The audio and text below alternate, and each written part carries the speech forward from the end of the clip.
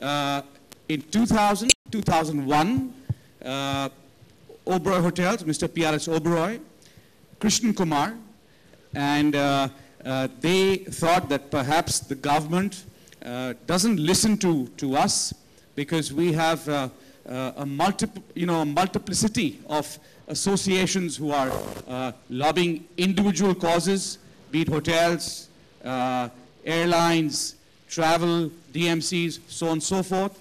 We must have one grouping who will then try and interlocute and try and explain the way forward, the best way forward for how we should put India on the world map. And that's how we were formed in 2001. We are a small grouping of people in India.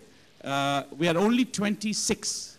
But of course, it covers all, cuts across all lines of the industry. And today, when we have discussions with the ministry, they do give us a kind ear. Thank you. That wasn't 30 seconds, that was 300 seconds. The India initiative for WTTC is in place. We have the AHLA doing the India chapter. Simon is here from 18 years, I'm told. I'll just request Frank or Mr. Rama to tell us about the HFTP India chapter that you launched. And the last question will go to Dr. Ghassan, Aidi, to say, all these gentlemen have India initiatives. When are you doing the IHRA India? We can call it anything.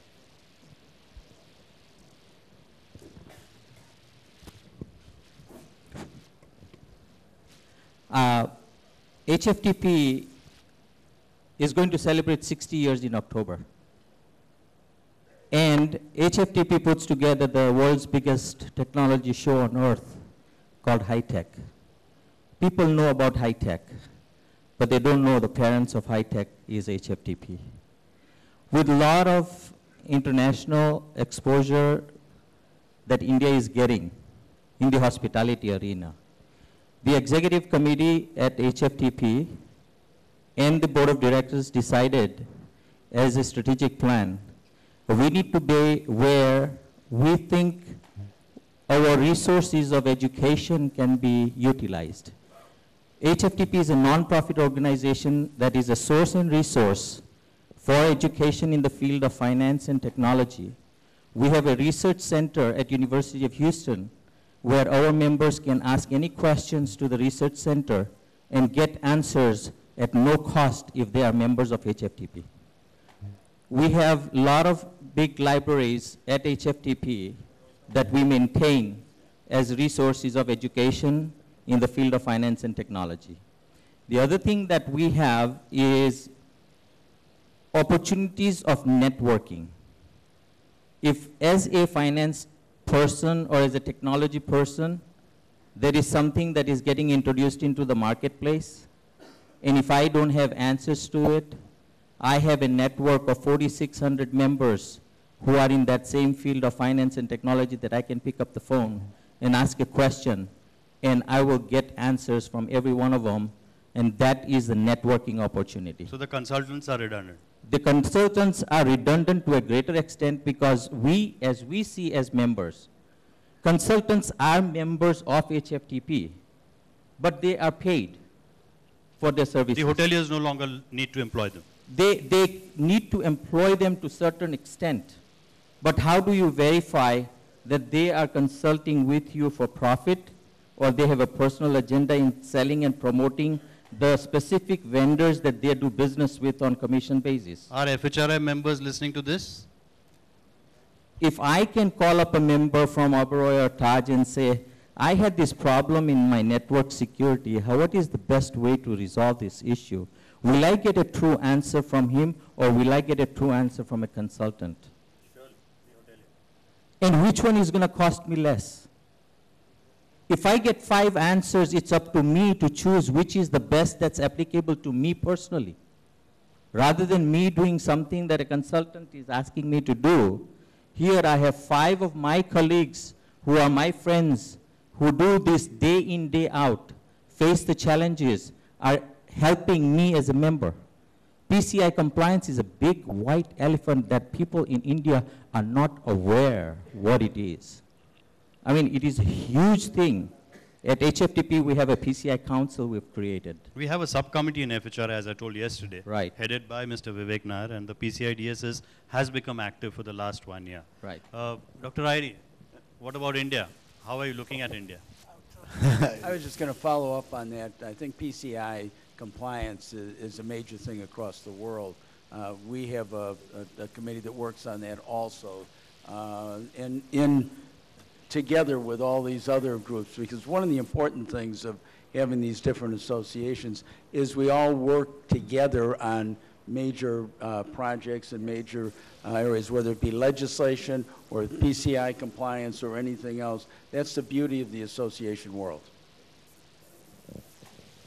No, I just would say that, you know, this is a perfect example of the reason that all of us have members is because when we have a problem, as we are looking to open an office here in India, what did I do? I asked Mr. K.V. Simon, hey, I need some information, just like you or our members would ask each other. So, you know, you're to be congratulated for being a part of an organization like FHRAI. And now Dr. Ghassan is going to tell us when we're coming to India again. Let me tell you, why should I come to India? I have already 1, 2, 3 members of IHRA are in India. If I need something, I will take my telephone. Joe, can you help? Frank, can you help? Kamlesh, can you help? And they will be glad to help. Why should I open an office? Very, very but diplomatically. Here's the problem. We have to come to India to meet you, even though we live down the street from each other. No, the issue of opening office worldwide, it's impossible. We have members everywhere. If I open an India office, the Nepal will say, why not here? China Hotel Association has been running after us since exactly 7 years. Come to Hong Kong, come to Beijing, come to Shanghai, open an office. We need you locally to help us to organize the hotel industry. And we tell them, we cannot. You can come to us. We can help from there. We can send consultant. We can do that. One time I got the idea, some people in the IHRA board got the idea, why we don't divide IHRA to 4 babies. One will be called EHRA, European Hotel Restaurant Association. Okay. One will be called AHRA, American. One will be called IHRA, Asia. I told them, if we have any issue in the United States, the best who's there is AHLA. Right. Why should I open there? And they know the market. They are there. They are the biggest and the strongest. Then I just have to take my telephone, say, Joe, we need your help in this issue. And Joe will do it. And if I have a problem in Europe, we have OTREC. OTREC is very strong in Europe. I can ask this. This is why the international organization, they do cooperate between themselves. They don't compete because each organization has its own issues locally or internationally. They do no competition inside. They try to help each one the other one. Joe had actually started this conversation with us a year back when he came to Bombay, and when we had a closed-door meeting with a few members. What he said was, you got to become a member of the AHLA to get access to all our resources. But just because we exchange hands as presidents, he was able to open up the entire gates for us, and we had our Secretary General send in the daily updates from AHLA to all our members on soft. So this is where we are trying to synergize with other associations and bring the resources. Now, let me talk about our relationship with Mike. Let me talk about, can you hear? Yeah. Let me talk about our relationship with the Asian American Hotel Owners Association. Many of their members are members of us. We collaborate on all kinds of issues, not in competition, but as partners. And so, you know, in the United States where there are 2 different associations, it works very well together. Yeah, and we actually majority of our members are also members of AHLA, because we have a state partnership where we are part of state. AAHOA is being it a national organization with AAHOA members being from Asia or whatever. We also have a state level partnership which is separate, which AHLA partners with, you know, and we have a state partnership. So it's important, I think, you know, rather than running association, we all know it's not easy. You know, you have to commit resources, the membership, you know, you guys are here who are the members of it. So if you don't have a committed membership group, then you can form organization and then it can collapse. So being a successful organization, the like-minded associations need to be together, and if we can work together in collaboration and use our resources and networking, then I don't think we need to open up new chapters. Rather, opening up new chapters, we work with the existing chapter that are there. That is more, I think, is beneficial. I just need to add one thing. Yes. I just need to add one thing. Joe and me, we live in the same city.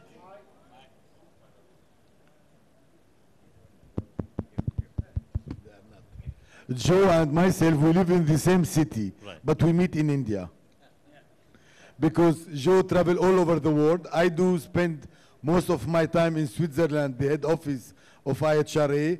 We don't have the chance to meet in Washington, D.C., but we meet here in Goa. Could you give us your views on the global hospitality industry, and what impact will it have on the travel and the tourism industry?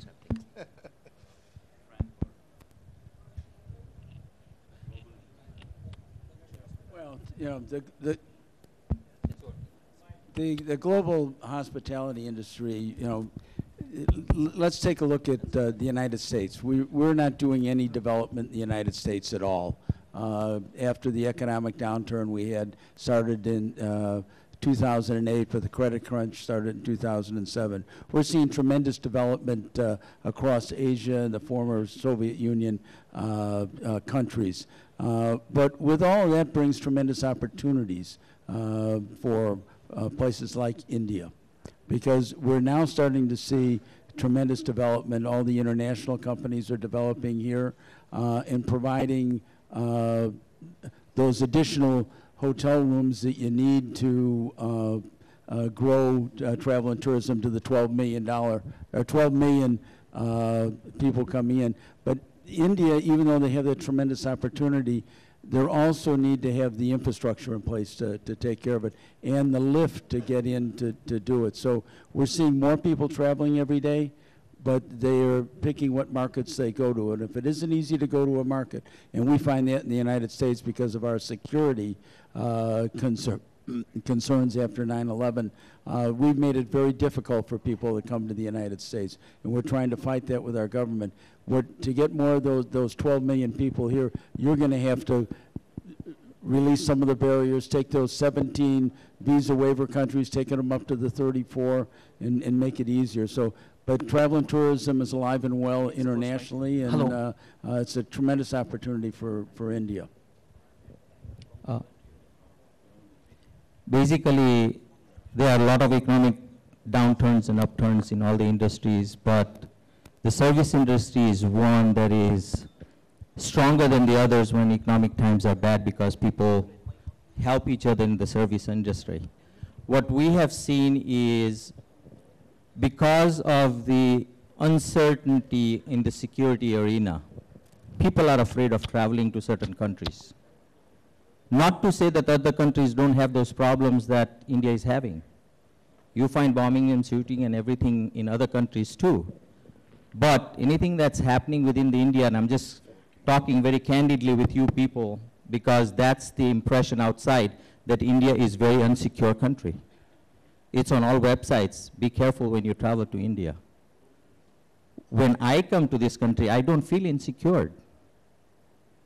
But if something is happening in other countries, you don't see that is publicized, that it's unsafe to travel to, say, UK because they had some people burning cars or they had riots there or whatnot.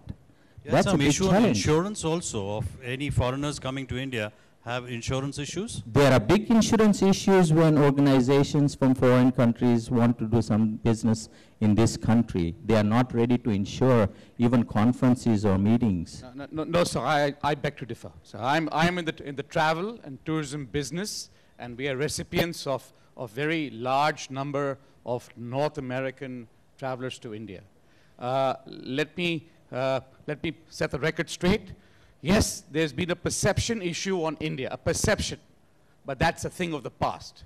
Today, India is finding pride of place in the world travelers' itinerary, and most certainly the North American traveler is coming to India.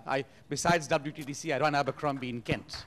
So I must share with you, in large numbers, we are now seeing a resurgence of American operators who had earlier removed India from their brochures, etc., are putting them back in. They are launching new programs, and business is at its best at this point in time. We understand. We agree with you. We agree with you wholeheartedly. Yeah. That's what exactly we are trying to tell you, that we did not experience that. But on US government website, you will see that India is unsafe country to travel. Travel advisories. Travel advisories are existing. No, sir, only in certain parts of India. You can go to Kashmir, you can go to Andhra Pradesh, Arunachal Pradesh, and so on and so forth. Sir, but I think you're correct. What you're not understanding is that what RP and Frank, what we're trying to say is that the advisories that go out, even when we were traveling here, as a chairman, as a president, we got an advisory that 2 weeks ago. Yes, 2 weeks that ago. India is unsafe to be traveling. Because of what happened in Pragati Maidan. We individually are insured by the corporate insurances.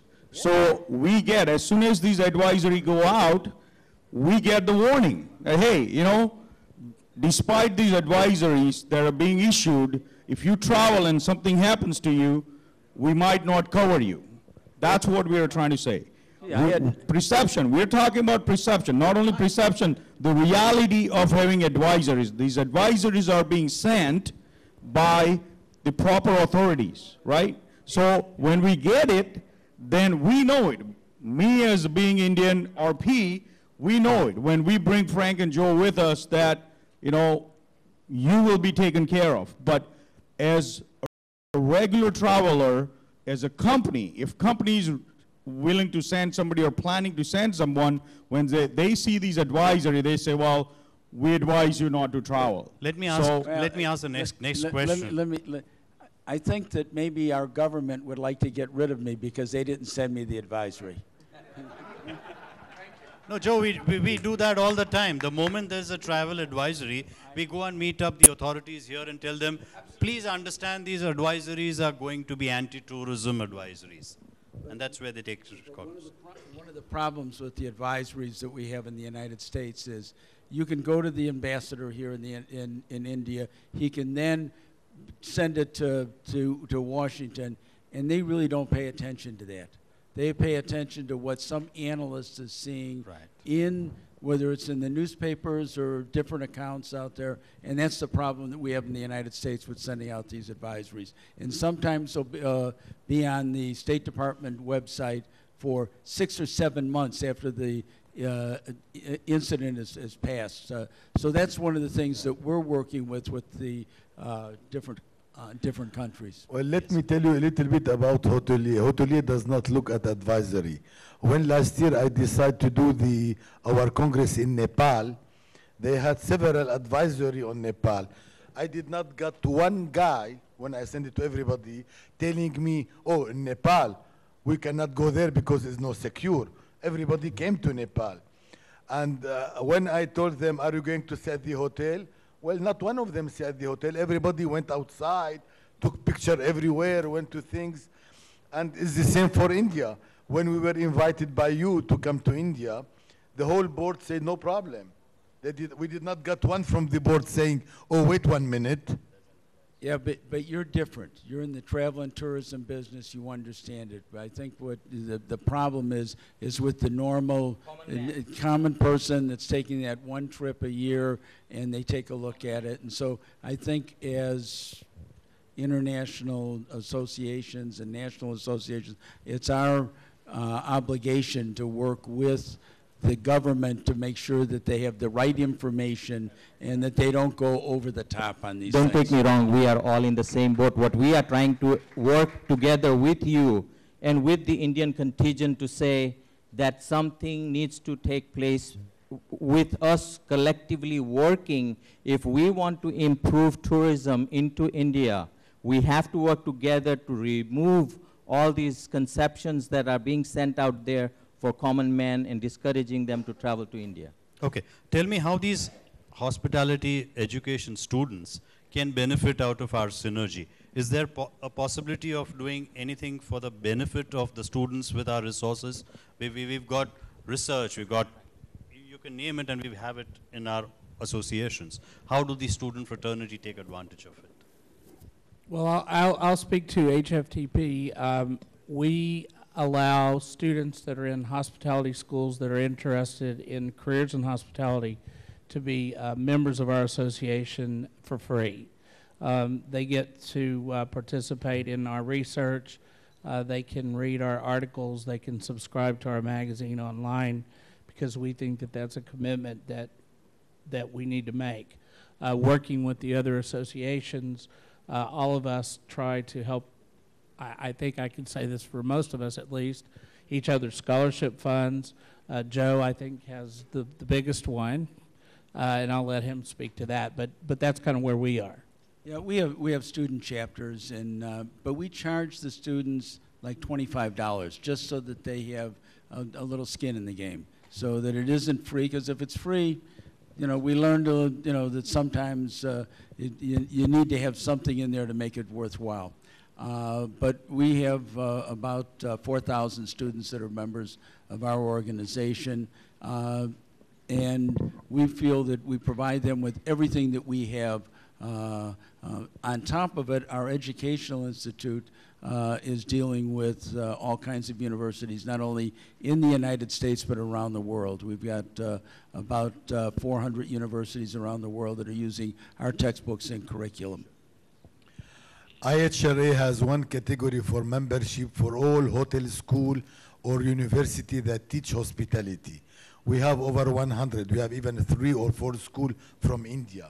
And we have a foundation called Foundation for the Future, FFF. And any school, every year, we have a limited number. We don't have much funds to do that at all. But we have a limited number. Every school can suggest 1 or 2 and to do just a training at our hotels.